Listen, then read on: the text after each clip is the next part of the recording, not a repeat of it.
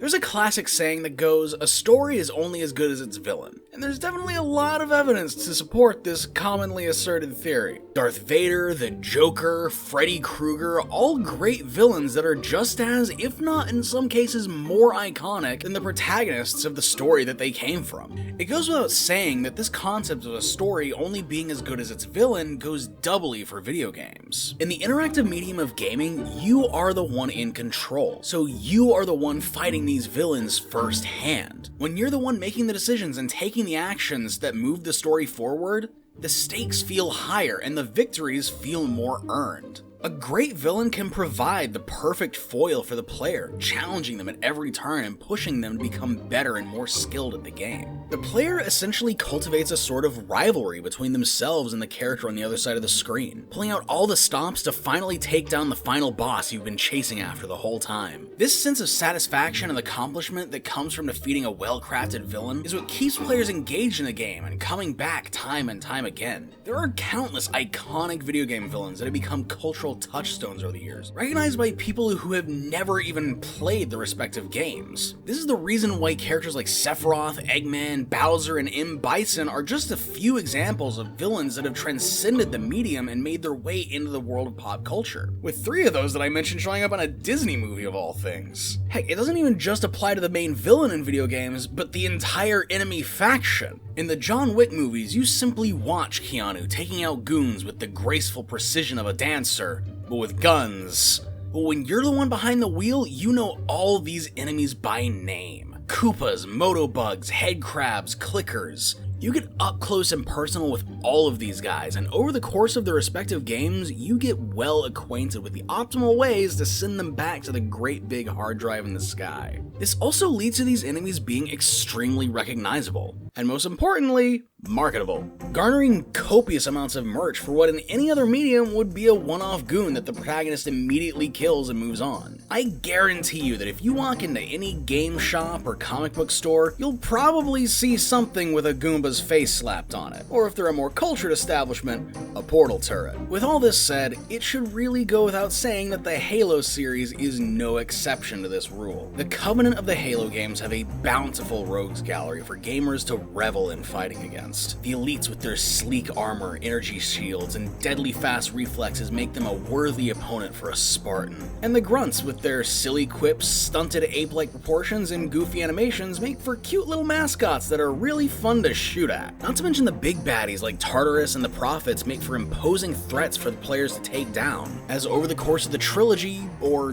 quadrilogy, or pentalogy, you slowly dismantle the Covenant threat bit by bit. But what happens after the Covenant is totally defeated? What happens when you finish the fight? In Halo 5, the Arbiter and Fireteam Osiris finish wiping out the rest of the Covenant stragglers on St. Helios, finally bringing an end to the Covenant threat in a surprisingly anticlimactic fashion compared to the way Bungie ended it. I am truth! The voice of the Covenant! So, you must be silenced.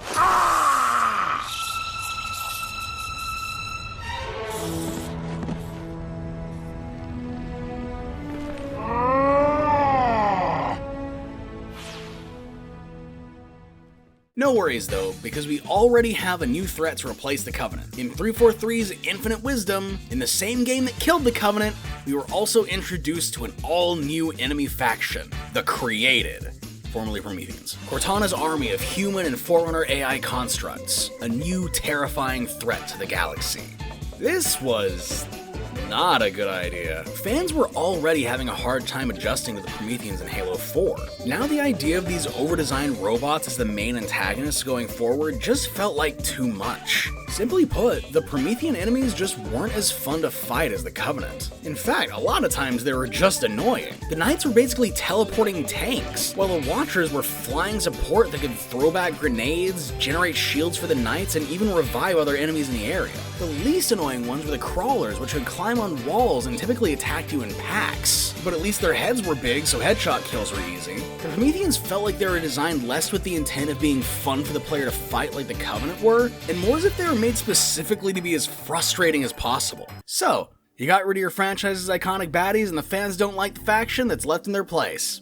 What now? Well, luckily for 343, it's Creative Assembly to the rescue. The same company behind the Total War series was brought on to make a sequel to Halo's classic real-time strategy spin-off, Halo Wars. Halo Wars 2 introduced yet another enemy faction, the Banished. The Banished were a brilliant concept, an all-new threat with new motivations, but with all the same iconic enemy types that people remember. It's a perfect way to keep the series fresh while still keeping the recognizable imagery that people expect from your franchise. The idea of the Banished was very well received by a lot of fans at the time, and many clamored for it to be implemented in some way into the inevitable Halo 6. So imagine people's excitement when the Banished were confirmed to be the main antagonists for Halo Infinite. So, here's the thing. Personally, I like the concept of the Banished, but compared to the Covenant, they're kinda boring. Let's just look at the backstories for each of these groups. No extended universe stuff, no deep lore terminals, just the backstories as they were described within the mainline games. The Covenant are an interplanetary cult who worship an ancient alien race known as the Forerunners. They didn't believe that the Forerunners were just some alien civilization that was wiped out, but instead that they had used the Halo rings to ascend to godhood and left all their artifacts behind for others to do the same,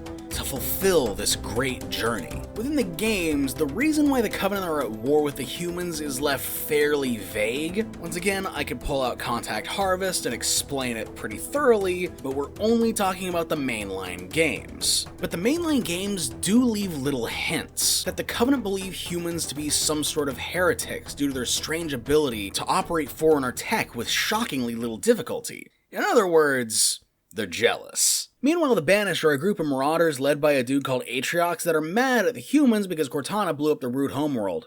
Oh, what's that? You want me to talk about how the Banished started out as a clan of brutes that the Covenant sent on suicide missions and the only one that came back each time was this crazy Atriox? You want me to talk about how Atriox was the first one crazy enough to lead a rebellion against the Covenant and survive? You want me to talk about how the only reason the UNSC beat the Covenant is because the majority of them were too busy trying not to get blown up by the Banished? And with the Covenant gone, it's created a power vacuum that the Banished has filled wholly and completely? Because all that was in Halo Wars 2! A spin-off game! As far as the mainline FPS games are concerned, the Banished are a bunch of monkeys that went monkey shit because the blue lady blew up the monkey planet. That's the thing. First-person shooters and real-time strategy games are very different genres with very different audiences. Someone who wants to play the latest mainline installment to the Halo shooter series isn't necessarily going to want to play the RTS spin-off game just to understand the story. Generally speaking though, even with all of the extra lore, the Banished are still basically just space pirates. A fairly common trope in science fiction, and one that's been done in way more interesting ways before.